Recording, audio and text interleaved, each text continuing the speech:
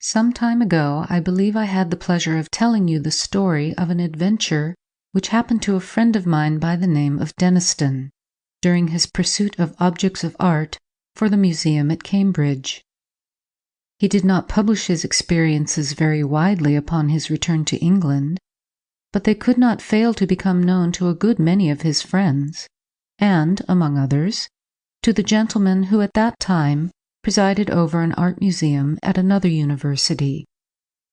It was to be expected that the story should make a considerable impression on the mind of a man whose vocation lay in lines similar to Deniston's, and that he should be eager to catch at any explanation of the matter which tended to make it seem improbable that he should ever be called upon to deal with so agitating an emergency. It was, indeed, somewhat consoling to him to reflect that he was not expected to acquire ancient manuscripts for his institution. That was the business of the Shelburnian Library. The authorities of that might, if they pleased, ransack obscure corners of the continent for such matters. He was glad to be obliged at the moment to confine his attention to enlarging the already unsurpassed collection of English topographical drawings and engravings possessed by his museum. Yet, as it turned out, even a department so homely and familiar as this may have its dark corners, and to one of these Mr. Williams was unexpectedly introduced. Those who have taken even the most limited interest in the acquisition of topographical pictures are aware that there is one London dealer whose aid is indispensable to their researches. Mr. J. W. Britnell publishes, at short intervals, very admirable catalogues of a large and constantly changing stock of engravings, plans, and old sketches of mansions, churches, and towns in England and Wales. These catalogues were, of course, the ABC of his subject to Mr. Williams, but as his museum already contained an enormous accumulation of topographical pictures, he was a regular rather than a copious buyer, and he rather looked to Mr. Britnell to fill up gaps in the rank and file of his collection than to supply him with rarities. Now, in February of last year, there appeared upon Mr. Williams's desk at the museum a catalogue from Mr. Britnell's emporium, and accompanying it was a typewritten communication from the dealer himself. This latter ran as follows: "We beg to call your attention to number 978 in our accompanying catalogue, which we shall be glad to send on approval. Yours faithfully, P. J. W. Britnell." To turn to number 978 in the accompanying catalogue was, with Mr. Williams, as he observed to himself, the work of a moment, and in the place indicated he found the following entry: 978. Unknown. Interesting mezzotint. View of a manor house. Early part of the century. 15 by 10 inches, black frame. 2 guineas. It was not specially exciting, and the price seemed high. However, as Mr. Britnell, who knew his business and his customer, seemed to set store by it, Mr. Williams wrote a postcard asking for the article to be sent on approval, along with some other engravings and sketches which appeared in the same catalogue. And so he passed without much excitement of anticipation to the ordinary labours of the day. A parcel of any kind always arrives a day later than you expect it, and that of Mr. Britnell proved, as I believe the right phrase goes, no exception to the rule. It was delivered at the museum by the afternoon post of Saturday, after Mr. Williams had left his work, and it was accordingly brought round to his rooms in college by the attendant, in order that he might not have to wait over Sunday before looking through it and returning such of the contents as he did not propose to keep. And here he found it when he came into tea with a friend. The only item with which I am concerned was the rather large, black-framed Mezzotint of which I have already quoted the short description given in Mr. Britnell's catalogue. Some more details of it will have to be given, though I cannot hope to put before you the look of the picture as clearly as it is present to my own eye. Very nearly the exact duplicate of it may be seen in a good many old inn parlours, or in the passages of undisturbed country mansions at the present moment. It was a rather indifferent Mezzotint, and an indifferent Mezzotint is, perhaps, the worst form of engraving known. It presented a full-face view of a not very large manor house of the last century, with 3 rows of plain sashed windows with rusticated masonry about them, a parapet with balls or vases at the angles, and a small portico in the center. On either side were trees, and in front considerable expanse of lawn. The legend AWF Sculpsit was engraved on the narrow margin, and there was no further inscription. The whole thing gave the impression that it was the work of an amateur. What in the world Mr. Britnell could mean by affixing the price of 2 guineas to such an object was more than Mr. Williams could imagine. He turned it over with a good deal of contempt. Upon the back was a paper label, the left-hand half of which had been torn off. All that remained were the ends of 2 lines of writing. The first had the letters Ngli Hall, the second Sex. It would perhaps be just worth while to identify the place represented, which he could easily do with the help of a gazetteer, and then he would send it back to Mr. Britnell with some remarks reflecting upon the judgment of that gentleman.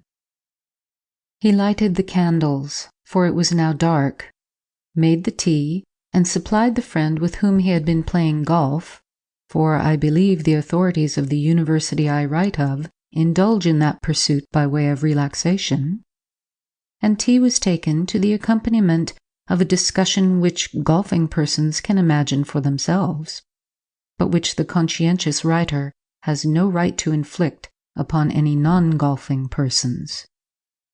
The conclusion arrived at was that certain strokes might have been better, and that in certain emergencies neither player had experienced that amount of luck which a human being has a right to expect. It was now that the friend, let us call him Professor Binks, took up the framed engraving and said, "What's this place, Williams?" "Just what I am going to try to find out," said Williams, going to the shelf for a gazetteer. "Look at the back.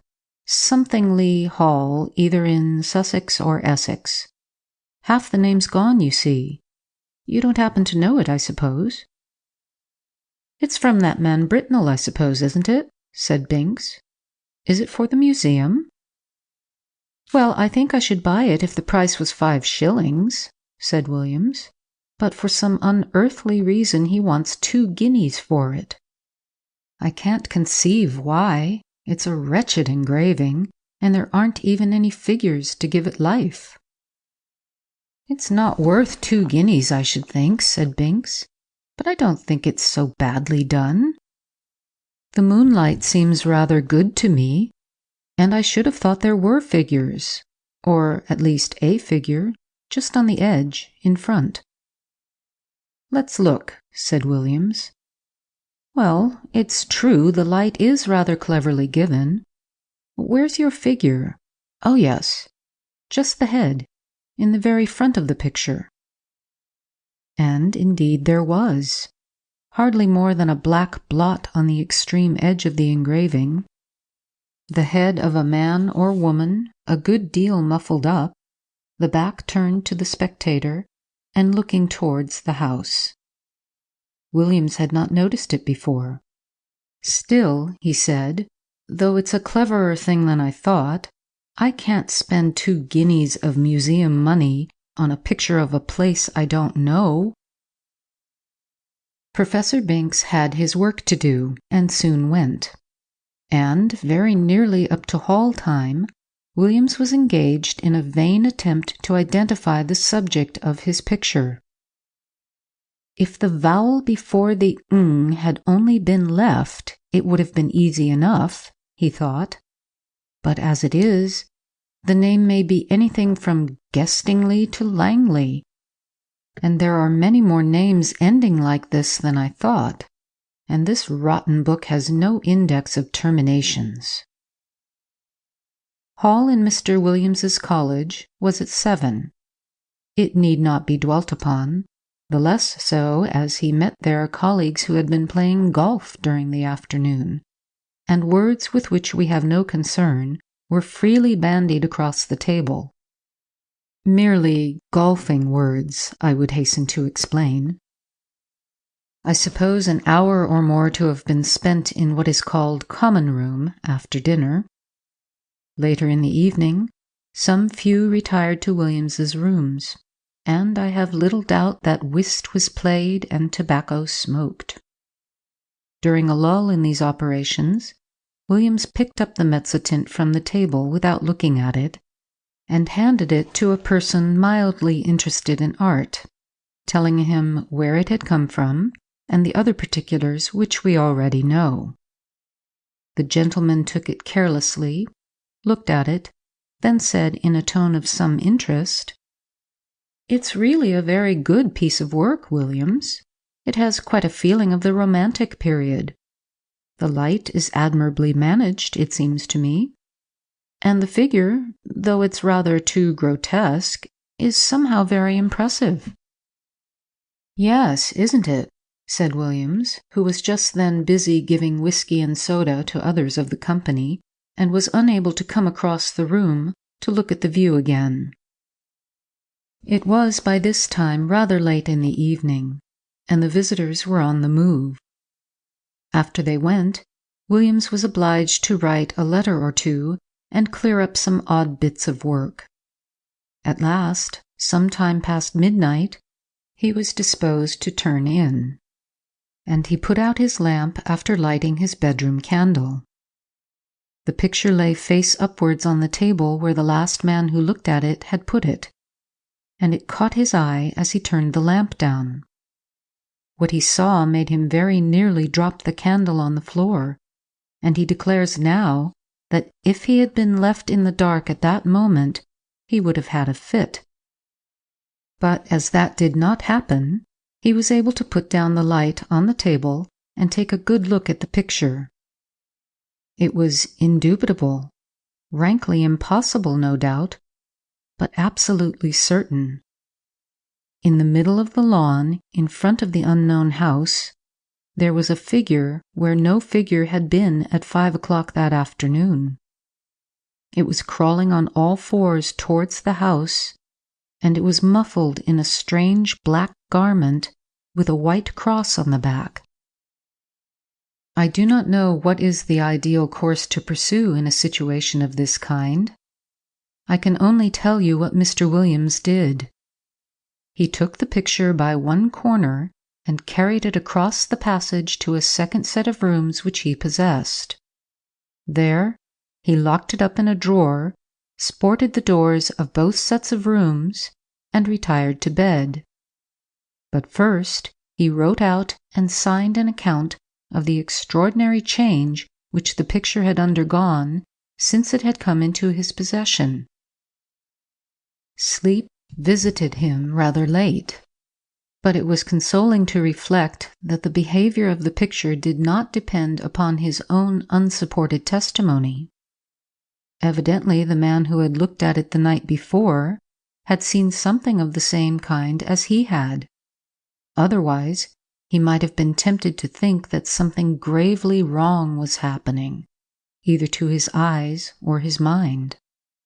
This possibility being fortunately precluded, two matters awaited him on the morrow. He must take stock of the picture very carefully and call in a witness for the purpose, and he must make a determined effort to ascertain what house it was that was represented.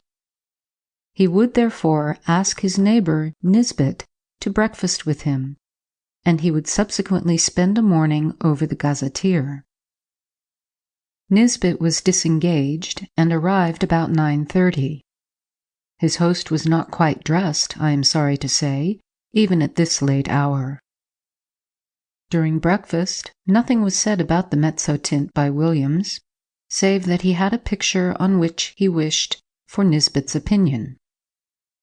But those who are familiar with university life can picture for themselves the wide and delightful range of subjects over which the conversation of two fellows of Canterbury College is likely to extend during a Sunday morning breakfast.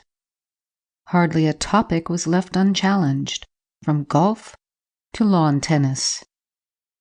Yet I am bound to say that Williams was rather distraught, for his interest naturally centered in that very strange picture which was now reposing face downwards in the drawer in the room opposite.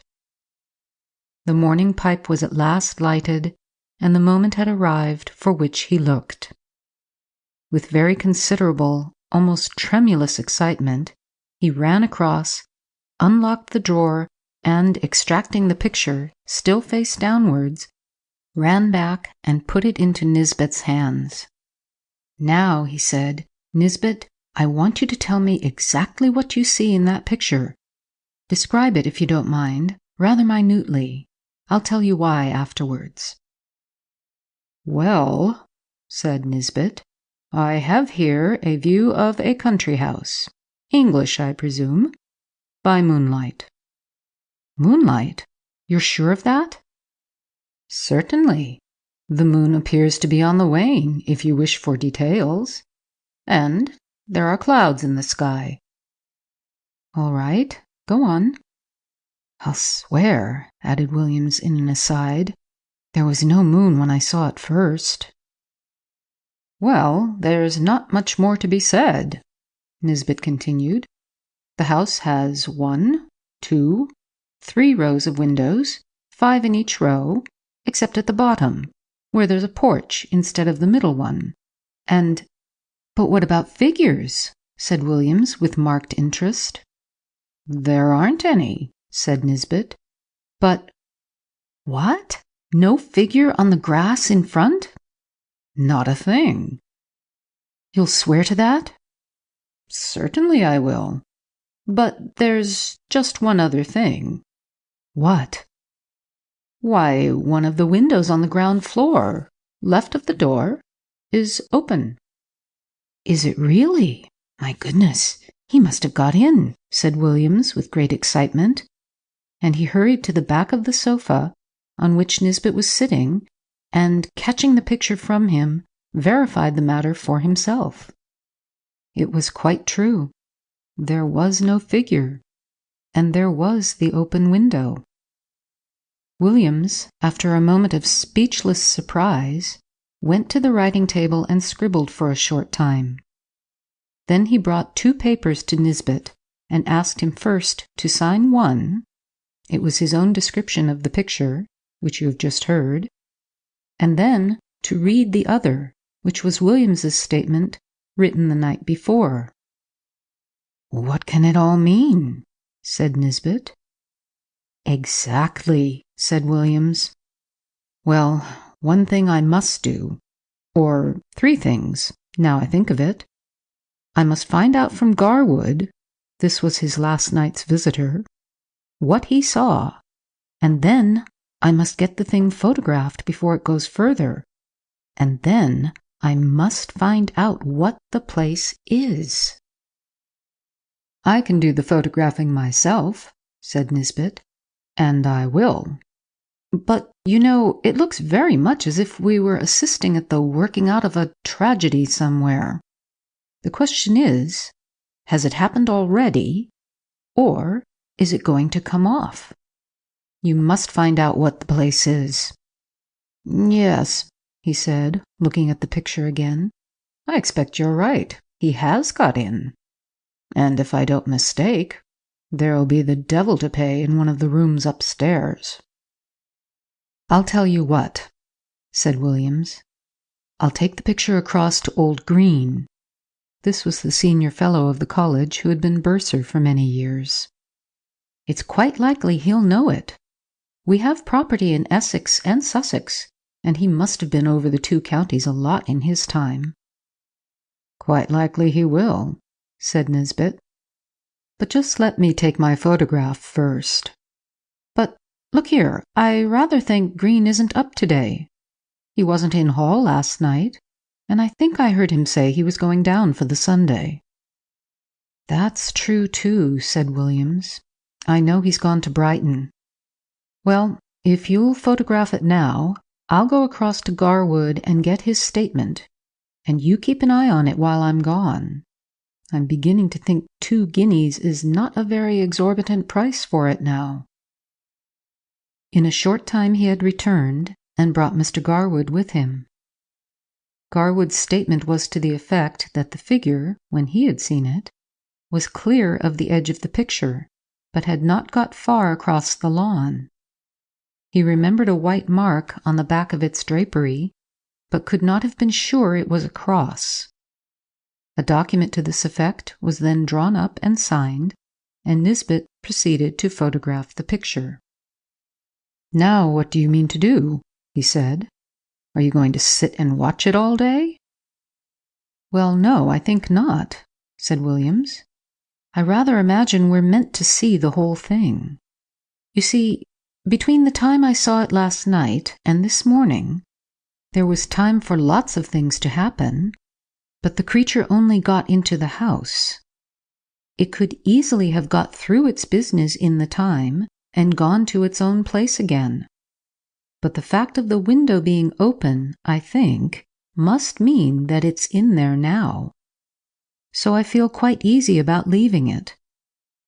And besides, I have a kind of idea that it wouldn't change much, if at all, in the daytime. We might go out for a walk this afternoon and come in to tea or whenever it gets dark. I shall leave it out on the table here and sport the door. My skip can get in, but no one else." The 3 agreed that this would be a good plan, and further, that if they spent the afternoon together, they would be less likely to talk about the business to other people. For any rumor of such a transaction as was going on would bring the whole of the Phasmatological Society about their ears. We may give them a respite until 5 o'clock. At or near that hour, the 3 were entering Williams's staircase. They were at first slightly annoyed to see that the door of his rooms was unsported. But in a moment it was remembered that on Sunday the skips came for orders an hour or so earlier than on weekdays. However, a surprise was awaiting them. The first thing they saw was the picture leaning up against a pile of books on the table, as it had been left, and the next thing was Williams's skip, seated on a chair opposite, gazing at it with undisguised horror. How was this? Mr. Filcher, the name is not my own invention, was a servant of considerable standing, and set the standard of etiquette to all his own college and to several neighboring ones, and nothing could be more alien to his practice than to be found sitting on his master's chair, or appearing to take any particular notice of his master's furniture or pictures. Indeed, he seemed to feel this himself. He started violently when the 3 men came into the room and got up with a marked effort. Then he said, "I ask your pardon, sir, for taking such a freedom as to sit down." "Not at all, Robert," interposed Mr. Williams. "I was meaning to ask you some time what you thought of that picture." "Well, sir, of course I don't set up my opinion again yours, but it ain't the picture I should hang where my little girl could see it, sir." "Wouldn't you, Robert? Why not?" "No, sir. Why, the poor child, I recollect once she's seen a Dora Bible, with pictures not half what that is, and we had to set up with her 3 or 4 nights afterwards, if you'll believe me. And if she was to catch a sight of this skeleton here, or whatever it is, carrying off the poor baby. She would be in a taking. You know how it is with children, how nervous they get with a little thing and all. But what I should say, it don't seem a right picture to be laying about, sir. Not where anyone that's liable to be startled could come on it. Should you be wanting anything this evening, sir? Thank you, sir." With these words, the excellent man went to continue the round of his masters, and you may be sure the gentleman whom he left lost no time in gathering round the engraving. There was the house, as before, under the waning moon and the drifting clouds. The window that had been open was shut, and the figure was once more on the lawn, but not this time crawling cautiously on hands and knees. Now it was erect, and stepping swiftly with long strides towards the front of the picture. The moon was behind it, and the black drapery hung down over its face so that only hints of that could be seen. And what was visible made the spectators profoundly thankful that they could see no more than a white dome-like forehead and a few straggling hairs. The head was bent down, and the arms were tightly clasped over an object which could be dimly seen and identified as a child. Whether dead or living, it was not possible to say. The legs of the appearance alone could be plainly discerned, and they were horribly thin. From 5 to 7, the three companions sat and watched the picture by turns, but it never changed. They agreed at last that it would be safe to leave it, and that they would return after Hall and await further developments. When they assembled again at the earliest possible moment, the engraving was there, but the figure was gone, and the house was quiet under the moonbeams. There was nothing for it but to spend the evening over gazetteers and guidebooks. Williams was the lucky one at last, and perhaps he deserved it. At 11:30 p.m., he read from Murray's Guide to Essex the following lines. 16.5 miles, Anningley. The church has been an interesting building of Norman date, but was extensively classicized in the last century.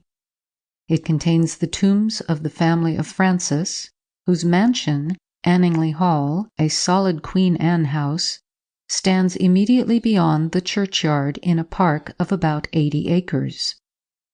The family is now extinct, the last heir having disappeared mysteriously in infancy in the year 1802.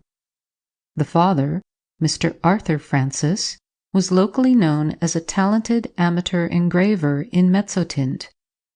After his son's disappearance, he lived in complete retirement at the Hall, and was found dead in his studio on the 3rd anniversary of the disaster, having just completed an engraving of the house, impressions of which are of considerable rarity. This looked like business, and indeed, Mr. Green on his return at once identified the house as Anningley Hall.